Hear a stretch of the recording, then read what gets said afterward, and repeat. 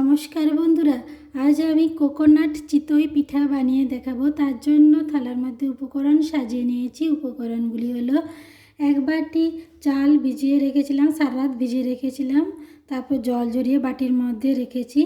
নারকেল কোড়া, লবণ, এলাচ, চেরি ফল, সাদা তেল আর অর্গানিক গুঁড়ো গুড় নিয়েছি। এইসব উপকরণ দিয়ে কোকোনাট চিতই পিঠে বানিয়ে দেখাবো। বন্ধুরা, ভিডিওটি ভালো লাগলে লাইক কমেন্ট শেয়ার করবেন। নতুন কোনো বন্ধু যদি আমার ভিডিও দেখে থাকেন তাহলে আমার চ্যানেলটাকে সাবস্ক্রাইব করবেন। একটা মাঝারি সাইজের মিক্সি জার নিয়েছি। মিক্সি জারের মধ্যে ভেজানো চাল দিয়ে দিলাম। এরপর মিক্সি জারে ঢাকনা দিয়ে বেটে নেব। ভেজানো চালের মধ্যে দিয়ে দেব এলাচ, ছোটো এলাচ 5-6টা নিয়েছি, দিয়ে দিলাম। মিক্সি জারে বেটে নিয়েছি, সুন্দরভাবে বাটা হয়ে গেছে। এরপর এই বাটির মধ্যে চাল বাটা রেখে দিলাম।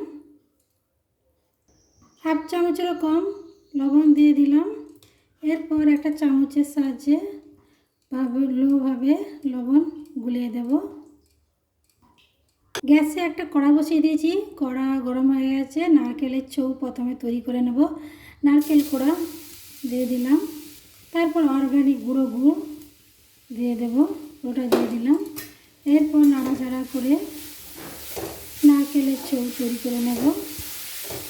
হালকা আঁচে নারকেলের ছৌ তৈরি করে নিচ্ছি, নাহলে গ্যাসের বাতি যদি বাড়ানো থাকে তলায় পুড়ে যাবে, তাই হালকা আঁচে নারকেলের ছৌ তৈরি করে নিচ্ছি। নারকেলের ছৌ হয়ে গেছে, এরপর একটা পাত্রে নামিয়ে নেব। এরপর কড়া গরম হয়ে গেছে, আমি 1/2 চামচ মতন তেল দিয়ে দিলাম। আর এইভাবে চারদিকে ছড়িয়ে দিলাম তেল। এরপর একদম হালকা, একদম লো ফ্লেমে চিতই পিঠা তৈরি করে নেব। 1 চামচ দিয়ে দিলাম। এভাবে একটু ছড়িয়ে দেবো চারদিকে। এর উপরে নারকেলের ছৌ চারদিকে ছড়িয়ে দেব।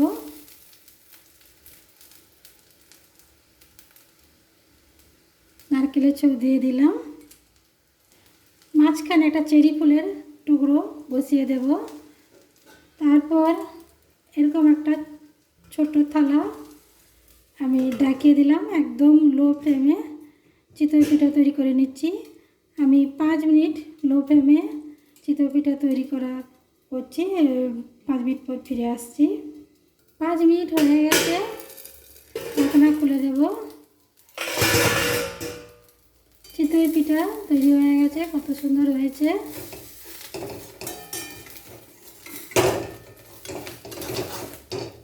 কত সুন্দর হয়েছে কোকোনাট চিতই পিঠা।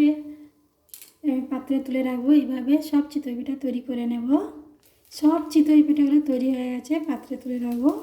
সব চিতই পিঠাগুলো প্লেটে নামিয়ে রেখেছি। দেখুন আপনারা, চিতই পিঠাগুলো খুব সুন্দর লাগছে। এ ধরনের চিতই পিঠে খেতে খুব ভালো লাগে, ছোটো থেকে বড় সবারই পছন্দ। আর ভালো লাগলে লাইক কমেন্ট শেয়ার করবেন। নতুন বন্ধু যদি আমার ভিডিও দেখে থাকেন তাহলে আমার চ্যানেলটাকে সাবস্ক্রাইব করবেন।